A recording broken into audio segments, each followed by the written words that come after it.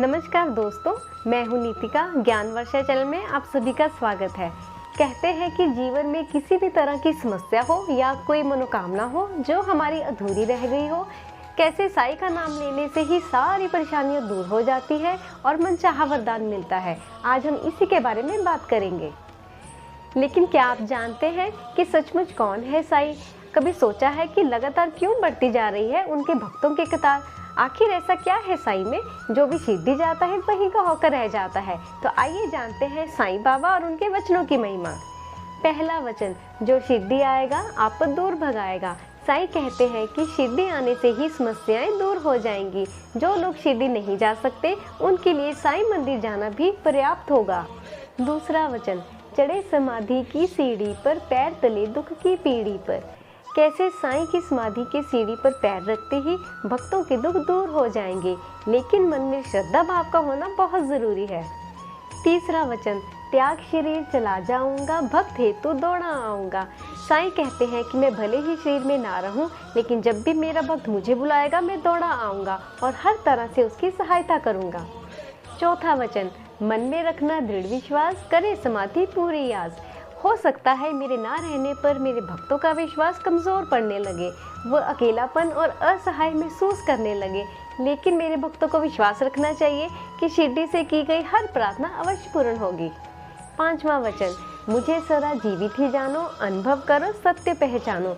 साईं कहते हैं कि मैं केवल शरीर नहीं हूँ, मैं अजर अमर अविनाशी परमात्मा हूँ, इसलिए मैं हमेशा जीवित रहूँगा और ये बात कोई भी भक्त भक्ति और प्रेम से अनुभव कर सकता है। छठा वचन, मेरी शरण न खाली जाए, हो तो कोई मुझे बताए। साईं कहते हैं कि अगर कोई व्यक्ति सच्ची श्रद्धा से मेरी शरण में आया है तो उसकी हर मनोकामना पूर्ण हुई है।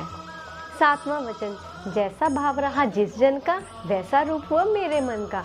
साईं कहते हैं कि मुझे जिस भाव से जो व्यक्ति देखता है मैं उसे वैसा ही नजर आता हूँ और जिस भाव से वो कामना करता है वैसे उसकी कामना मैं पूर्ण करता हूँ।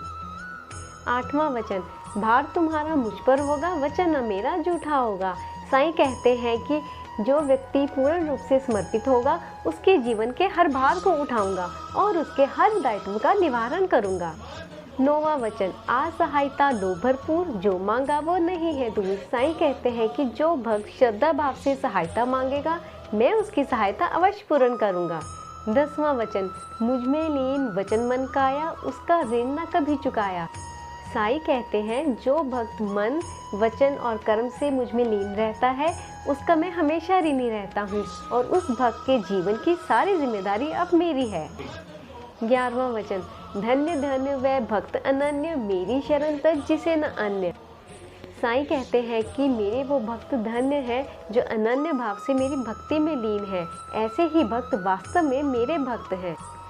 दोस्तों, साईं के इन 11 वचनों को अपने जीवन में कैसे प्रयोग करें आइए जानते हैं। किसी भी बृहस्पतिवार के दिन इन वचनों को पीले कागज पर लाल कलम से लिख दें। पूजा से पहले, सोने से पहले, काम करने से पहले और सोने के उठने के बाद इन वचनों को पढ़ें। इन्हें पढ़ने के बाद साईं बाबा का स्मरण करें, आपको साईं बाबा की कृपा जरूर मिलेगी। दोस्तों, अगर ये जानकारी आपको पसंद आई हो तो वीडियो को लाइक, शेयर और सब्सक्राइब करना ना भूलें और कमेंट बॉक्स में अपनी राय जरूर लिखें ताकि हम आपके लिए ऐसी ही वीडियोस बनाकर लाते रहें। Thank you for watching.